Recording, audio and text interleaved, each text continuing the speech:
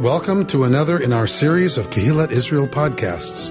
This is a recording of Rabbi Amy Bernstein's weekly Friday morning Torah study.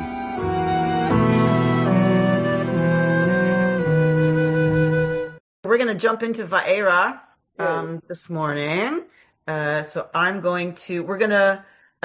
not going to do the plagues. We're just going to do the beginning of Parshat Vaera, but we're going to have some fun because I learned something that I have not known for 60 years. It always happens when I'm preparing for y'all that I try to lean into what I find exciting that I'm learning. But this one, I can't believe I did not know in my whole lifetime of Jewish education. Okay, here we go. So let's jump into the text. Vaera chapter 6. Vaydaber Elohim el Moshe, vayomer elav ani Adonai, ani Yod He Vav He. God spoke to Moshe and said to him, I am Yod He Vav He. Vaera el Avraham el Yitzchak el Yaakov be'el Shaddai. This is the disjunctive vav. But I appeared to Avraham and to Yitzchak and to Yaakov with the name El Shaddai. Be'el Shaddai. So this B is kind of like as El Shaddai. Ushmi Yod He Vav He, and my name Yod He Vav He, lo nodati lahem. I did not make myself known to them. But it's in the passive voice. So there's a lot of commentary written about this word, what the form is. Is it active? Is it passive? It's written in the passive voice. So the translation should be, I was not known to them. But then some people want to say this is about the causative form. I did not have them know me by that name. So there's a lot of commentary on this word and how it should be translated. And we'll talk about why that matters. Also, I established Briti, my covenant with them, to give them the land of Canaan, the land of their sojournings that they lived in that they sojourned in, right? Because remember, they don't own it. It's not theirs, right? They're settled there, but they're not Canaanites. They don't own the land. V'gam ani shamati et na'akat b'nei Yisrael. So we have this thing about the ancestors. God's name Yod He Vav He. God is only known to them as El Shaddai.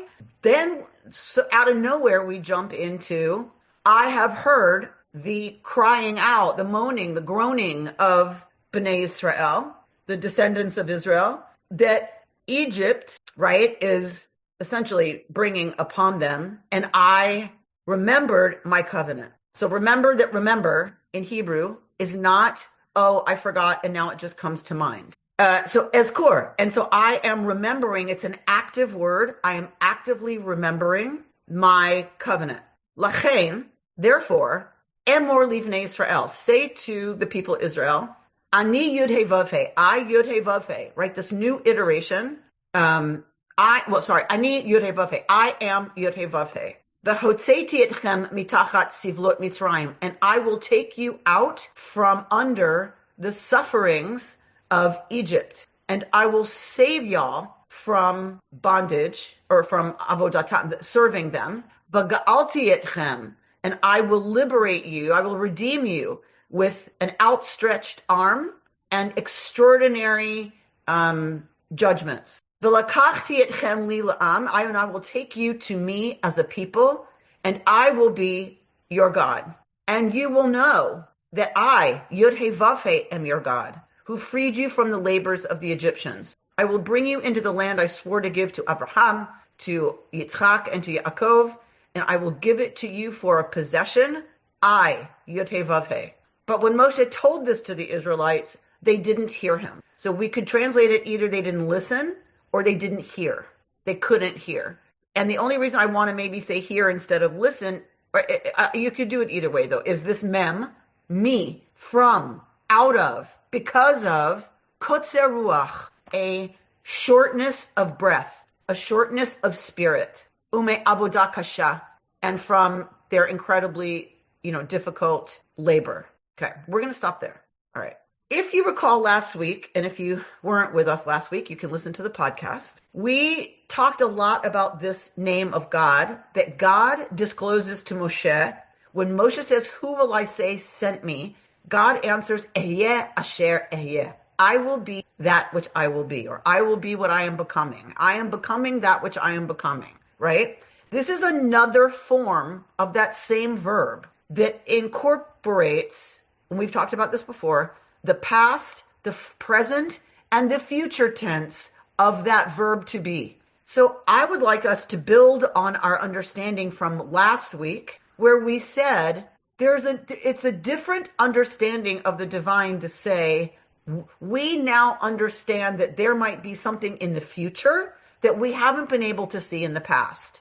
And what our tradition suggests in this translation is that the people Israel themselves could not see into the future, a different future for themselves because of their suffering, and because our ancestors did not have fulfilled for them the promise of inheriting the promised land. They couldn't imagine God as Ehyeh asher ehyeh. They experienced God as El Shaddai. That now enters a new possibility for the people to experience God in a future-oriented kind of way. They haven't been able to do that till now, and it turns out here in our Parsha, we're told they can't hear Moshe. They can't access Yod He Vav He and Ehyeh asher ehyeh out of kotzer ruach, out of a shortness of spirit, a shortness of breath. They can't breathe.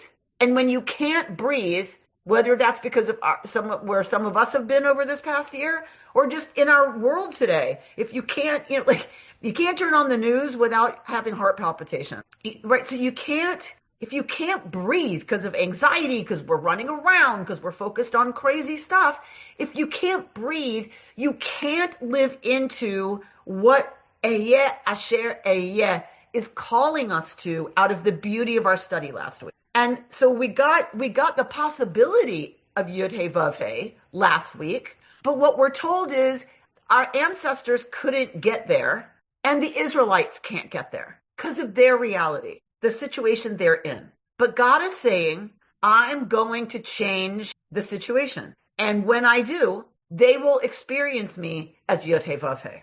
That's not been possible till now. This year, I'm understanding this as God saying, I get it. I get it. They couldn't experience Ehyeh asher ehyeh, some kind of trust that there's a future that doesn't look and feel like this. They couldn't. They can't right now out of kotzer ruach, but I'm going to change all that. And then they will know me as Yod He Vav He. Then they will know the power of being, capital B, existence, capital E, their own existence. They will know the power and the divinity of it and the possibilities inherent in Ehyeh asher ehyeh, a different kind of vision for the future and a different kind of actual situation in the future. And then they will know me by that name. Okay? So that's how I want to hold this part of our text. So I'll stop and let whoever is that Alex? Is that you with your hand up? Somebody's phone? Okay, yeah, it's Alex. Yes. So I know this is jumping ahead a little bit, but the Israelites are enslaved, and of course, humans are enslaved currently by whatever it is they are enslaved by displacement, dislocation. What you're saying is the day-to-day anxiety, but I mean, it kind of goes hand in hand. If we're not fully attuned with what Torah is or God is, instructing us to do or sharing with us, won't we continue to be enslaved no matter what? Yes. So the rabbis always read Torah on many different levels. It's called Pardes, which is the name for a field. Pardes. Pshat, Remez, Drash, Sod. Pardes. Pshat is the simple, straightforward reading. Remez is what is the text hinting at? What is a truth that the text is trying to hint at? Pardes. Pshat, Remez. Sod is Pardes. The Daled Drash. How might we explain that in our lives right now? What the text is hinting at? How do we get at that? How would we articulate that? What it's trying to say about the world we live in our lives today? And Sod, the secret meaning, the mystical, spiritual, eternal meaning. As long as there are human beings in human society, there's this deep, resonant meaning to this text. We just dealt with the pshat and a little bit of remez.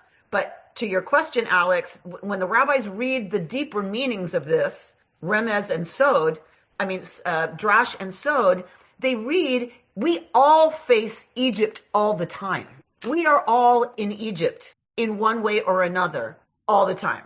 And we all have to do the work of figuring out how to experience God as Ehyeh Asher Ehyeh, so that we have the energy to believe in a real possibility of a future that is actually different from what we're experiencing now.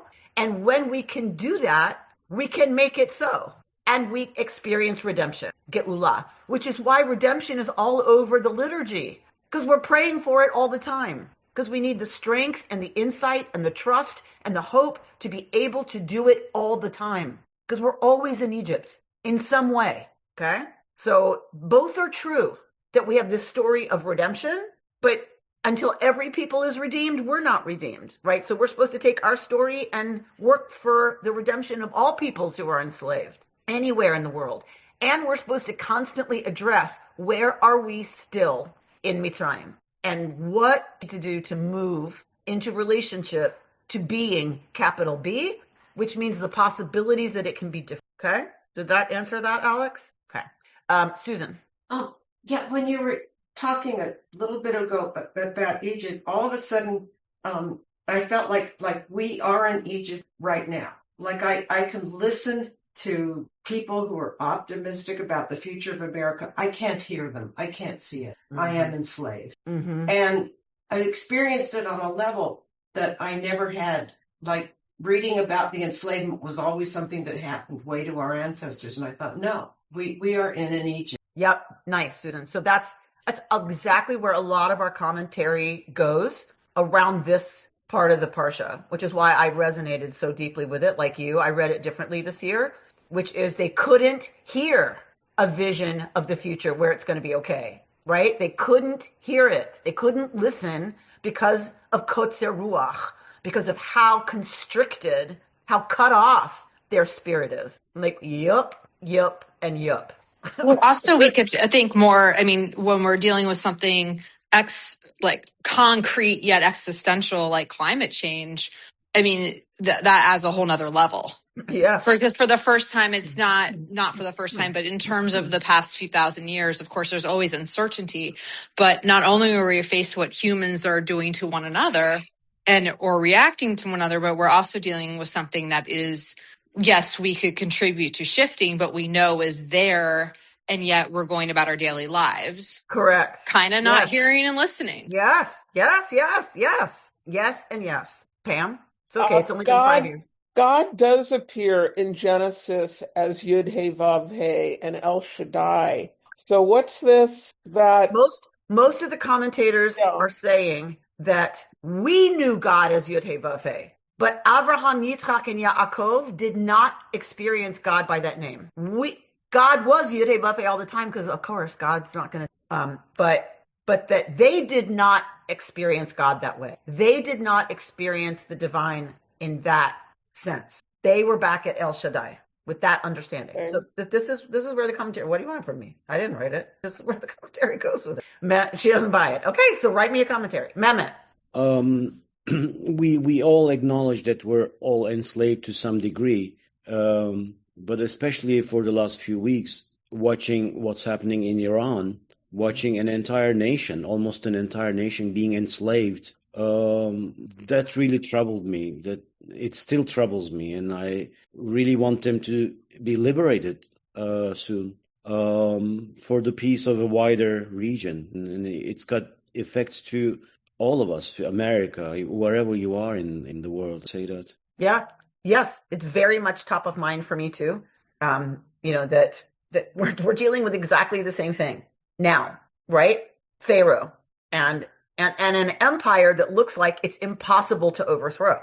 That's the other thing to remember about climate change, about Iran, about whatever. It's that it seems impossible. Why would the Israelites believe that the most powerful empire in the history of the universe could be overthrown, that it could be different, that climate change can be solved, right? That's what we're dealing with. Egypt was the most powerful empire anyone had known in the region. And they didn't have access to other regions, right? So for their universe, for their world, Egypt was the most powerful empire that had ever existed. So now fill in for Egypt anything we feel is unsolvable, anything we feel is unchangeable, immutable. That's what Egypt. So we are definitely there. We are definitely. All right, Rachel.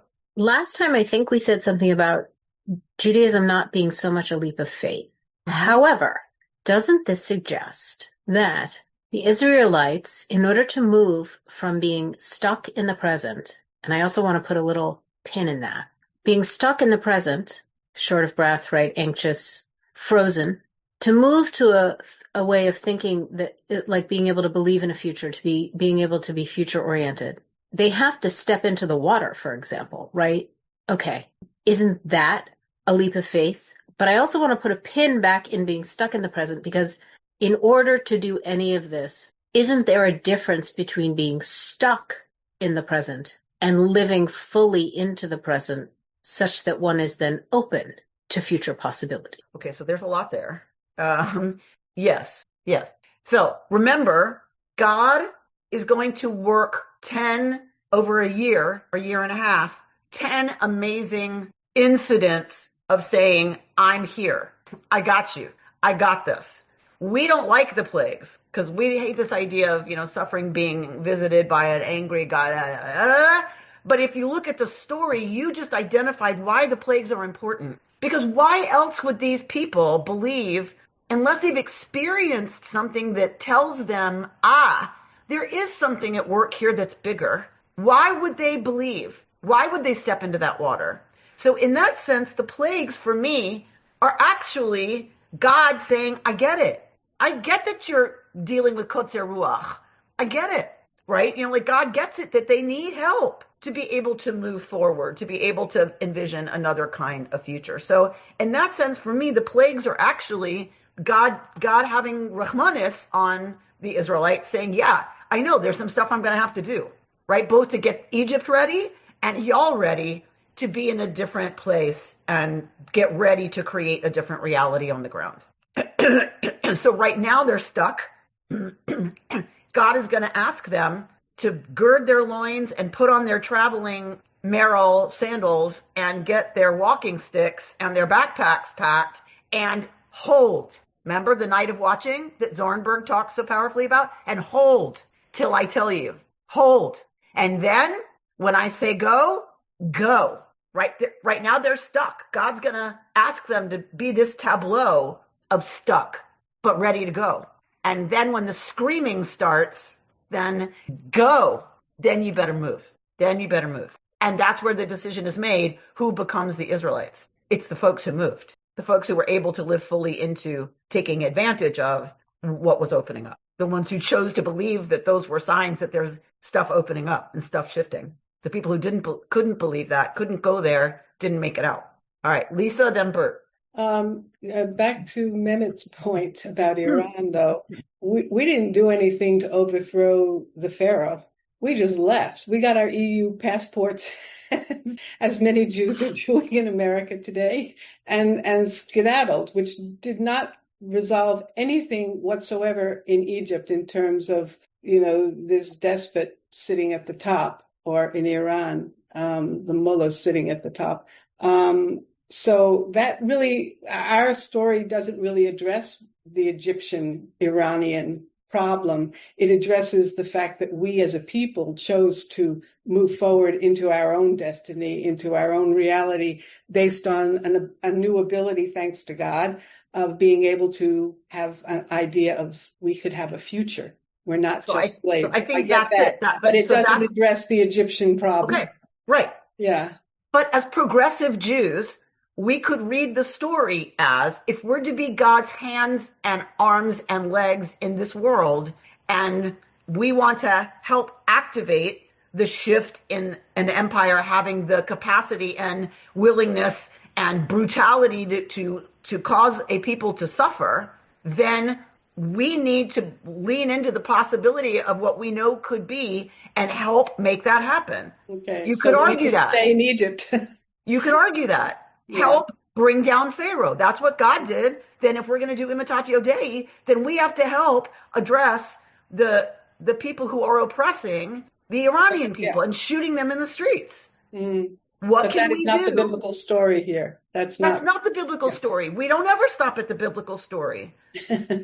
Right? If we're going to lean into this story, it means what does that call from us today to help liberate other people from their Egypt? I mean, that's how we've always read this stuff. What does it mean now? Yes, it's not the same as our story, but we're not going to sit back and wait for God to do it. We're not fundamentalists. We're not Israelites. That's not our story. That's not our way of talking about our mythology. Our way of talking about it, at least for me, as a progressive Jew, is, all right, so if to live into what the divine wants, remember, redemption is to live into what God originally intended for you. That's redemption. You were intended to be free. You were slaves and oppressed. I redeem you means I bring you to what you were supposed to be, which is free people. Yeah. What you actually are is free people. I'm redeeming you. I'm bringing you into what you actually are that somebody else messed with. So how do we help bring about redemption for other people? Yeah, I suppose it's sort of like the airplane mask metaphor. You have to pull down the mask and free yourself, or save yourself before you can save other people. And this is our story of the mask dropping, right? Like we put it on like so we can breathe. Now, how do we help get the mask on other people? Yeah. Yeah. Okay, Bert, then Robert. I'm struck by the fact that it's really important here what the people feel, see, and how they react to that. This is not shut up and obey. It's, I'm going to demonstrate to you, and now you've seen it. And because you've seen it and you've perceived it, therefore believe. And so Judaism has never been about, except perhaps fundamentalists, about blind belief, do it just because I said do it, but it's about grope with it, sense it, experience it, and then figure out based on that experience what it is you're going to do. Yeah, and I also like that when God is angry at them in the future, God says you're worshiping gods that what? That you don't know, that you didn't experience. Right. How dare you? Right? Like you've experienced me. How can you worship, right? Gods you that you don't know, that you haven't known, right? So it so reinforces that for me about our tradition. Where do you see and find the divine, and then how can you help? Robert? Well, it's amazing to me that we're having this discussion in a religious context, texts and thoughts understood thousands of years ago, and yet you can hear in a different context, or I do at least, I'm sure many of you do, discussions of what it takes to grow as a human being in general, and to succeed, say, in business as a person in business. And that is, unfortunately, you have to overcome. If you don't have to overcome something really difficult, you're not going to grow. Growth comes from dealing with serious problems. If one lived in the Garden of Eden forever, there would be no growth at all. The reality of life and growth is struggle and succeed. That's definitely our understanding mythologically. Definitely, right? All of the patriarchs and matriarchs struggled, right? With each other, with, their own destiny, with what, and here we have it on the national level. We have the people suffering. We do. And by the way, Lisa, just my sense of what happened with our forefathers who came to this country is they were in dire straits, and they had the nerve to leave. They were definitely dealing, at least for what I've heard from my great-grandparents who came here in the late 1800s, they were starving to death, and a lot of them didn't have the nerve to leave. People didn't have the nerve to leave Germany when they probably could have. And you gotta be able to deal with that. Well, because it's a lot to ask. It is. Right? And so in that sense, the plagues are actually God saying, I'm going to pay attention, people. Right? The rise of that regime is serious. And in that sense, like, it helps me reconstruct a little bit the idea of the plagues. Okay. Now we're going to have some fun. All right. Stay with me. We're going to have fun. Here we go. Lachain. And so tell Bnei Israel, Ani Yud He Vav He. I Yud He Vav He. Vav He. V'hotzeiti etchem mitachat sivlot Mitzrayim. So here's the verb. I will free you. I'll bring you out from under the suffering of Egypt. V'hitzalti etchem. And I will deliver you from their forced labor. V'ga'alti etchem. And I will redeem you with a zro'anatiyah, an outstretched arm, right? And with wonders. V'lakachti etchem. And I will take y'all, li, to me, la'am, as a people. And I will be for you God. Okay. This should sound familiar. What do you all know this from? You know this from the Haggadah. You know this from Seder. Seder. Right? Exactly. Gold star for Susan. So yes, you know this from Seder. What does this translate into in our Seder practice? V'hotzeti, v'hitzalti, v'ga'alti, v'lakachti. For each one of these verbs about redemption, we have one what? Food. 1 cup of wine. 1 cup of And this gets discussed all over the place in Psachim, right? In the Mishnah and in the Talmud around the laws of Pesach. Okay? This gets discussed all over the place. V'hotzeti, v'hitzalti, v'ga'alti, v'lakachti. These 4 expressions of redemption are the 4 cups of wine we drink on at the Seder. Okay? But guess what? Guess what? It doesn't stop there, it turns out. God assures Moses that despite the fact that his intervention with Pharaoh has initially made things worse, meaning Moses, liberation will indeed come. And here we have, therefore say to the Israelites, I, Yud He Vav He, will bring you out from under the yoke of the Egyptians. I will free you, I will redeem you, and I will make you my own people, and I will be your God. There are our 4 cups of wine. This is Rabbi Jonathan Sachs. There's our 4 cups, okay? I will bring you, I will free you, I will redeem you, and I will take you. This I knew my whole life. I heard this my whole life. I paid attention to the Haggadah. I heard it twice every year. Got it. Understood. Okay. Each of the 4 cups is a stage on the way to freedom, a way of pausing and giving thanks. Beautiful. 4 cups. Beautiful. In the Babylonian Talmud, however, there's a strange statement that I have never heard before. The 5th cup over this one completes Hallel and says Hallel Hagadol.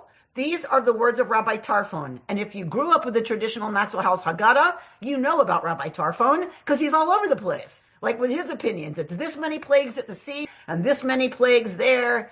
And each finger of God's hand is 10 plagues. And right, so that's Rabbi Tarfon is engaged in those arguments that comes from the Talmud, the Babylonian Talmud. But there's this line that over the 5th cup, one says Hallel. Okay, what 5th cup? Rashi is puzzled by these words. Well, yeah, because there's 4 cups that we're commanded to drink in the laws of Pesach. Thus far, the discussion has been about 4 cups, not 5. He's therefore driven to the conclusion that this text is a scribal error.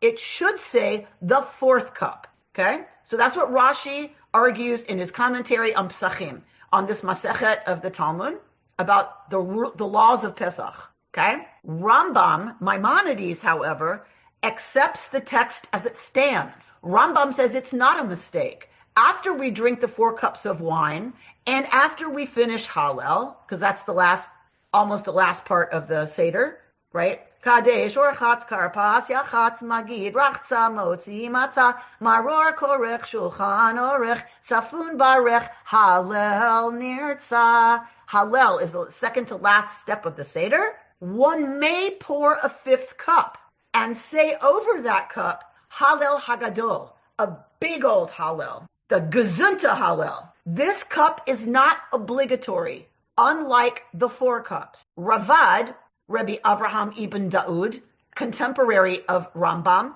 takes a slightly different view. For him, it is a mitzvah to drink a 5th cup, and there's a difference between mitzvah and chova. Chova is an obligation. Mitzvah is not obligatory, but it is nonetheless a positive religious deed. Okay, so You can drink, and it's a mitzvah to drink a fifth cup and over this Hallel Hagadol business, but it's not chova. It's not mandatory. It's not halacha. It's not Jewish law. I know okay, Robert's going, what the hell is she so excited about? Okay. The first is, why does the Mishnah speak about 4 cups if there are in fact 5? Because the 4 are obligatory, unlike the 5th. The community must provide the poor with the means of fulfilling their obligation, but they do not have to make provision for the 5th cup, which according to Rambam is optional. And according to Ravad is desirable, but not absolutely necessary. So in other words, according to Jewish law, even somebody who's destitute, you must provide them with 4 cups of wine to fulfill their obligation. You don't have to provide 5 because 4 are obligatory, 1 is optional. Okay. Asking this question takes us back to the text at the beginning of our Sedra, our Parsha. It is then that we discover to our surprise that there is in fact a 5th expression of deliverance. What is it? And I will bring you to the land I swore with uplifted hand to give to Abraham, to Yitzchak, and to Yaakov. I will give it to you as a possession. I am Yod-Heh-Vav-Heh. Y'all, I'm close to We looked at 4 verbs. There's a 5th, says some of our commentators. And it's not just, I will take you for me as a people, and I will be for you your God. That's not where it stops. Redemption doesn't end until I will bring you to the land I swore to bring you to. I will make your reality different, not just free from Egypt, but living in the land, able to fulfill what it means for you to be in relationship to me and build a society based on that. That is the completion of redemption. That is the 5th step, the 5th verb. That is the 5th cup. The drama of the 5th cup now becomes apparent. Pesach represents the start of the great journey of Jewish history. What then became of it after the destruction? So now they're talking about the exile, like after the destruction of the Second Temple, when all of these commentators lived. All of these commentators lived when we'd been exiled from Israel, right? But if the divine promise is forever, surely there will be a redemption and a return to Israel. We pray for this every year. This year here, next year in the land of Israel, right? We keep praying for the future redemption. It is in that context that this discussion and the debate over the 5th cup was happening. When we were in diaspora, Jews could speak about the 4 preliminary stages of redemption, but could they celebrate the 5th? I will bring you to the land. That is the debate between Rashi, Rambam, and Ravad. Rashi says one should not drink a 5th cup because we're in exile. Rambam says one may. It's not chova, it's not mandatory, but it is a mitzvah. You are permitted. Ravad says we should drink the 5th cup. Hence, here, look people, here it is. Hence, the extra cup at the Seder table. Out of respect for Rambam and Ravad, we pour it. Out of respect for Rashi, we do not drink it.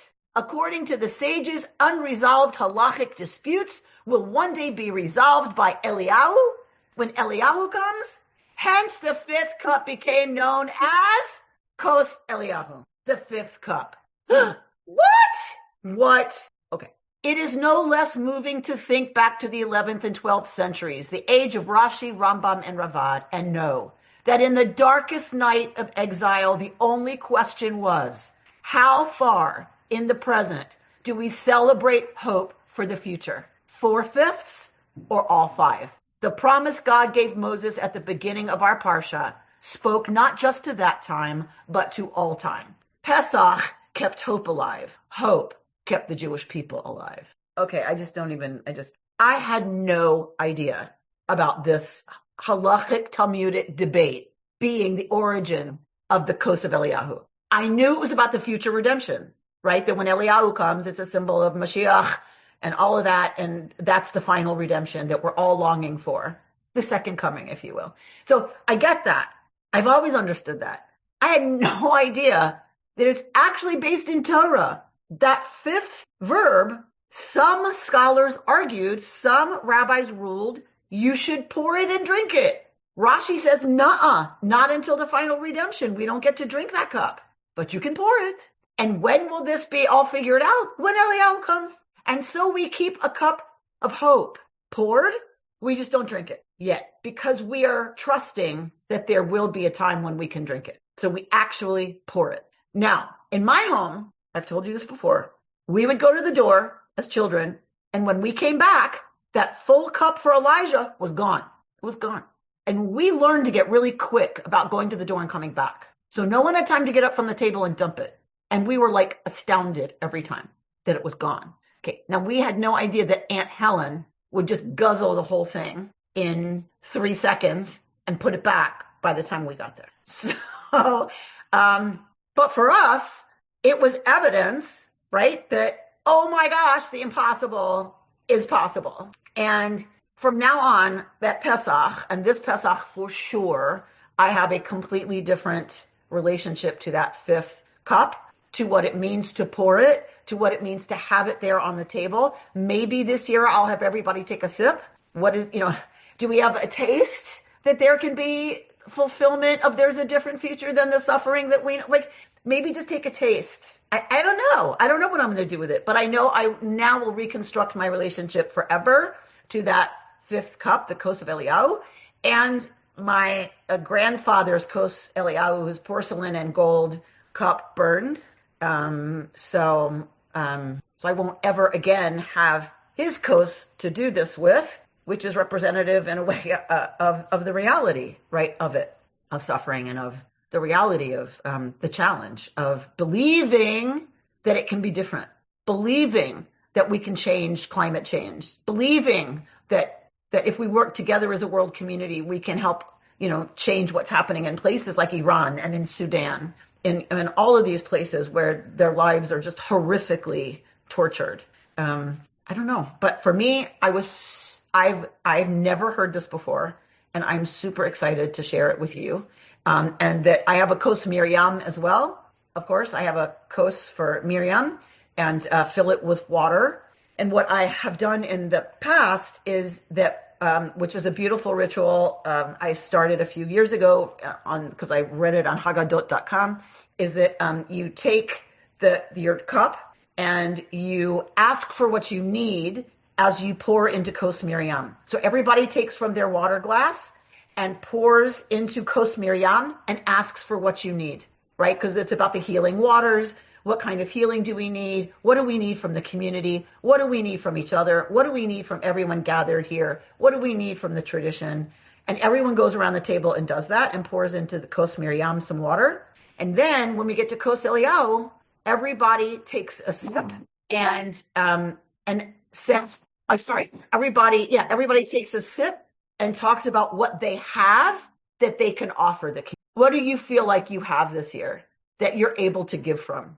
I have a different wisdom on the other side of this fire than I've had my whole life, right? I have a different kind of experience that I can share now with other people that I didn't have before this year. So in taking a little sip from the Kos of Eliyahu, it's, what do you feel like you have? A lot of the richness that you have to give, and that you are agreed to share with the people around this table and with your community and with anybody who needs it and asks. So that is my discovery today. Let me show you one more that I love. This is Michael Strassfeld, Rabbi Michael Strassfeld. He says, the commentators ask about a fifth verb of redemption. I will bring you into the land that I swore to give to Abraham. Some suggest the cup of Elijah at the Seder represents this fifth stage of redemption. We don't drink it because complete redemption hasn't happened yet.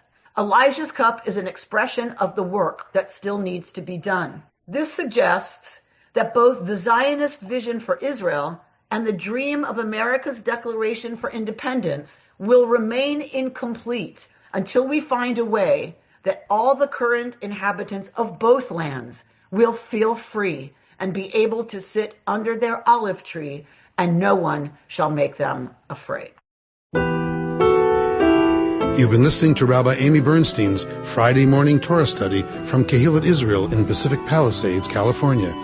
For more information, go to our website, www.ourki.org.